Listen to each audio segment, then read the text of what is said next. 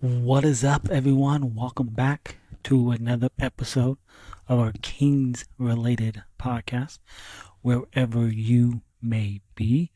And this recap of the Sacramento Kings overtime loss to the New Orleans Pelicans, second night of a back-to-back, 140 to 133. And I'll just put it straight up.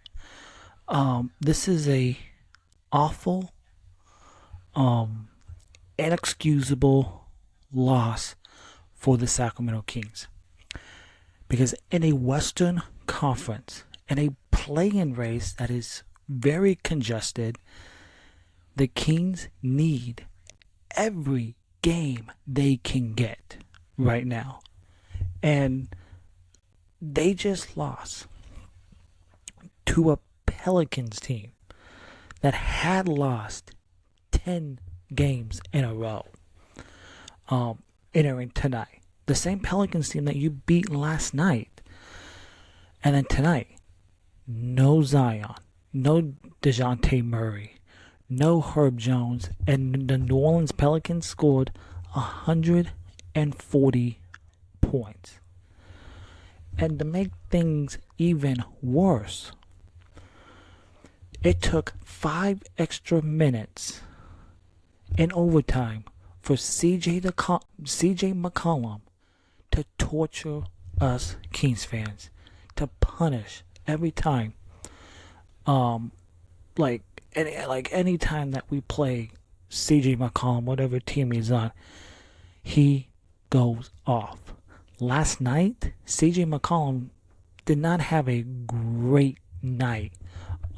He did not make a three last night. He finished last night with 14 points in that game. Tonight, CJ McCollum, 41 minutes, 43 points, 7 rebounds. He was 16 of 25 from the field, 7 of 12 from beyond the 3-point line. Just absolutely insane. Like the 3-point defense, the 3-pointers for New Orleans. New Orleans shot pretty well from the 3 tonight, unlike they did last night. The Pelicans made 21 of the 53s that they took, 42%. The Kings, 17 of 47, under 40% at 36.2%. And I don't know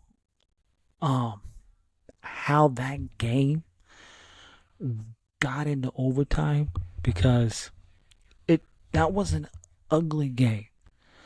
The Kings defense, what I want to see coming out of this break, but first things first, in this game, it's not the getaway game that the Kings were hoping for, but you wasted monster nights from both Zach LaVine and Domantas Sabonis. This was LaVine's best game since he's been a Sacramento King. Like, Zach LaVine had 32 points. He was 5 of 12 from 3. He had 10 assists in this game. Domantas Sabonis, absolutely a monster in this game. And they were a Pelicans team that was severely undersized in this game. And Sabonis finished with 22 points, 28 rebounds, and 5 assists in this game. And the Kings wasted those monster nights from both LaVine and Sabonis. And again, I don't know how this game got in overtime. You had a silly foul at the end of regulation by, I believe it was Bruce Brown of New Orleans that fouled Malik Monk after Sabonis missed the second free throw. Again, and then Monk, just like he did in Dallas, came up with the rebound, and then you had New Orleans foul Monk. Monk went to the free throw line, hit both, tie game, and then CJ McCollum had an opportunity to win the game in regulation, and he missed like an easy layup.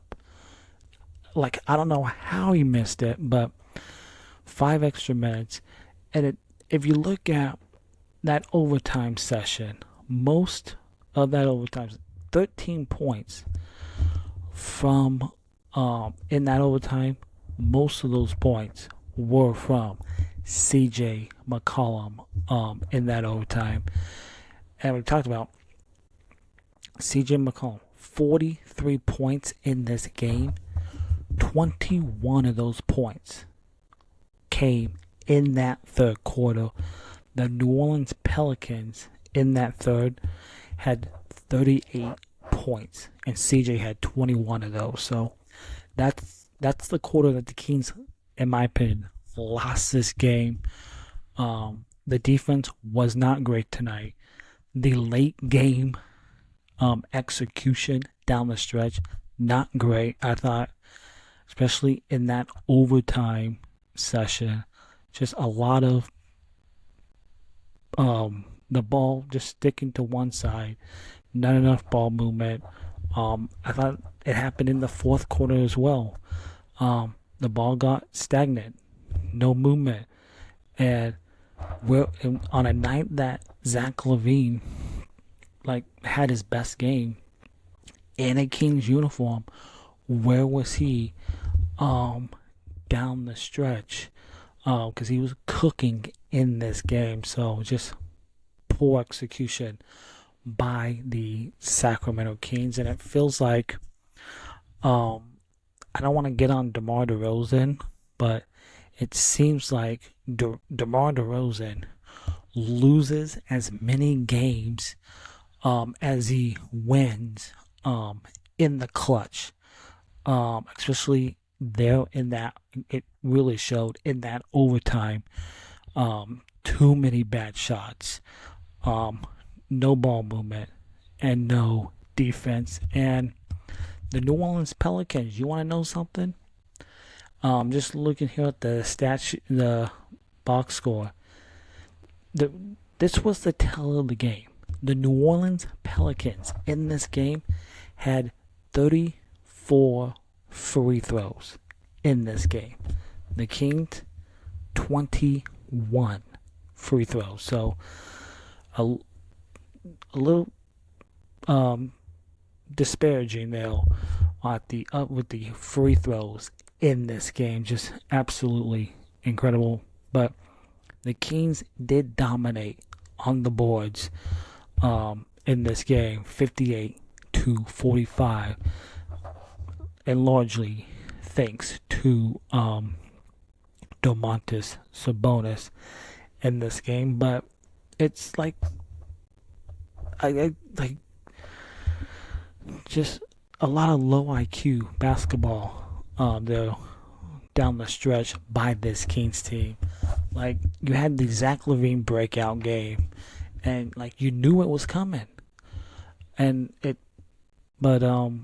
unfortunate that the Kings could not pull this game out. And also, big shout out, no foul trouble in this game for Domantas Sabonis. He didn't pick up his first foul until that fourth quarter. So really good job by Sabonis in this game. So Sabonis, he picked up 5 or more fouls in 4 of the Kings' last 6 games. So it was really nice to see Sabonis on that floor and not be in foul trouble. But just like Zach LaVine, a monster night for Sabonis in this game.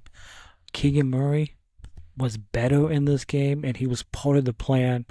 He moved well without the basketball on the perimeter and got open looks. I thought he was aggressive at times in this game. He attacked the glass as well, and he moved the ball to find his open teammates. And Keegan Murray, he finished 13 points, 8 rebounds, 3 assists, and a steal in this game. And, Malik Monk, he came out firing as well in this game, but he went quiet, down the stretch. Not what you want, but he did snap out of his funk there in that third quarter. In my opinion, that's where the Kings lost this game. But he helped make it a game, just like he did Monday night in Dallas, where he grabbed that rebound and kind of won it for the Kings, and also to send this game in the overtime after the Sabonis missed free throw again tonight. Grabbed that rebound to send this game in the overtime. Malik Monk, he finished 24 points, 9 assists in this game, and 6 rebounds for Monk. And his rebound and his free throws in the final moments of regulation that forced that 5 extra more minutes that we had to endure in this game. DeMar DeRozan, I thought he had a quiet first half of the game, but he woke up there in that second half, especially that fourth quarter. I thought it was an awful overtime for DeRozan. Well, not enough ball movement. I thought he went hero ball. He tried to be the hero and didn't move the ball. So DeRozan, he responded with 9 of his 20 points were in that fourth quarter and that overtime session. He also missed his final 7 shots. So, and then the Kings. What's the old saying in basketball? Sharing is caring. And the Sacramento Kings, they opened this game with 19 assists on the first 20 made buckets, and then they kept it rolling throughout the night. And then the Kings, they finished with 38 assists as a team, including 3 or more from all 5 starters. And another thing I want to point out, so that was a really good thing to see. 38 assists from this Kings team. But the one down thing I want to say, 23 minutes for Keon Ellis. No, Keon Ellis should be on that floor, and he should be playing at least 30 minutes a game. He's your best defender on this team. I know Keon Ellis had an off night tonight, 3 of 10 from the field, just 7 points. But I would have loved to see more Keon. I know Keon got into it with CJ McCollum in this game. They both picked up double technicals, but Keon should be playing at least 30 minutes in every game. So this is a inexcusable, awful loss for the Kings, as now you got the All-Star break here, and now you are 28-27 on the season in a congested Western Conference. And today, just looking at the other scores around the NBA, you got the Golden State Warriors. They bounced back after their loss last night as they beat the Houston Rockets, and the Kings and the Warriors, they're tied there in that play-in position, and they in your first game after the All-Star break is a week from Friday in Sacramento against that new look Warriors team and Jimmy Butler. You got the Minnesota Timberwolves. They beat the Oklahoma City Thunder by 5. And then you got the Dallas Mavericks, who beat the Miami Heat in Dallas. And then late in that fourth quarter, you got the Los Angeles Clippers holding a 2-point lead over the Jazz. So that's a close game in Utah, but an awful loss by the Sacramento Kings. Inexcusable against a Pelicans team that had lost 10 games in a row, and a team that you beat last night. And it's a Pelicans team that has played a lot of games this year without Zion, and I think they played kind of better without him, but they were severely undersized. And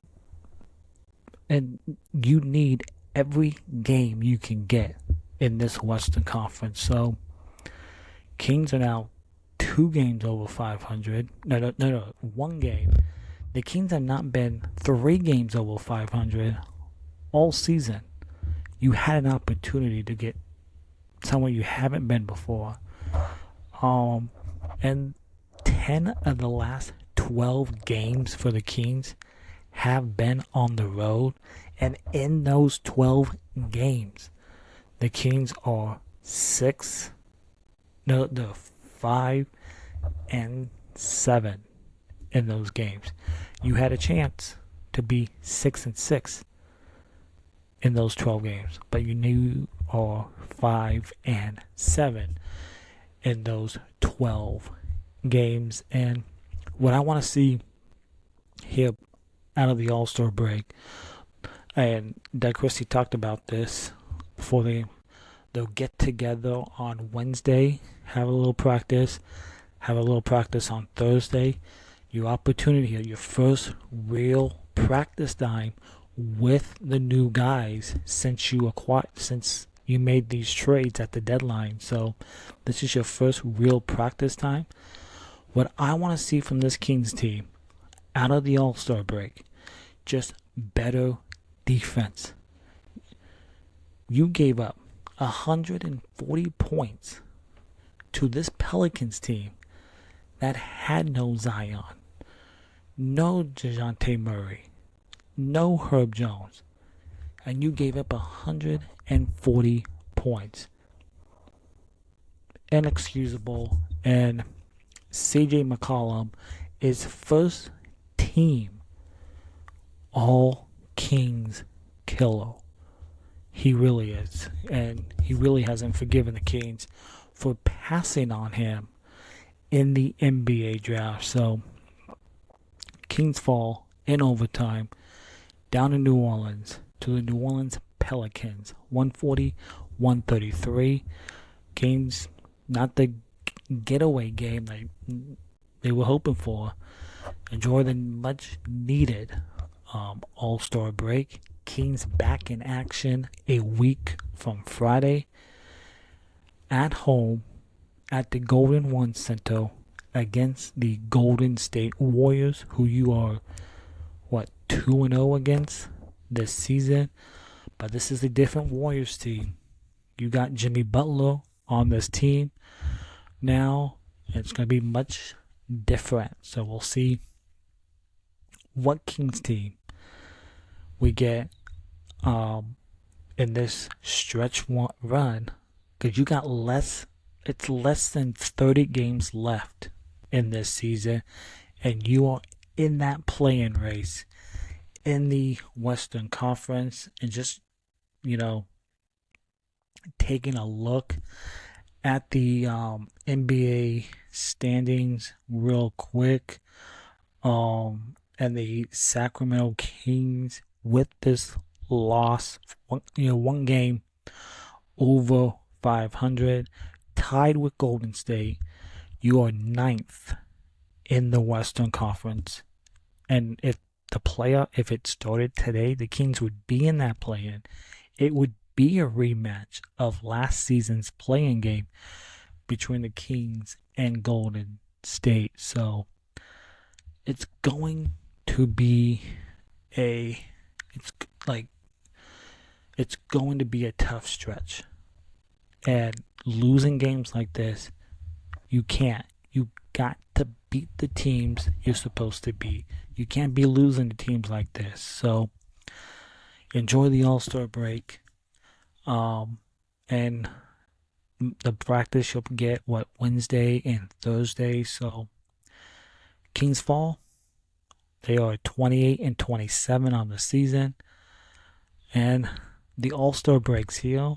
Enjoy this stretch run of this NBA season. It's going to be wild. And the Kings, they do have an absolute brutal schedule after the All-Star break. It's not going to be easy. And the Kings, they're going to take the lumps and the bumps here down the stretch, because it's absolutely brutal if you look at that Kings schedule, and we'll go over it in a future episode. But thanks for tuning in to this recap of the Kings' overtime loss to the Pelicans. If you're watching this on YouTube, please hit that subscribe button, hit that thumbs up, leave a comment down below in the YouTube comments.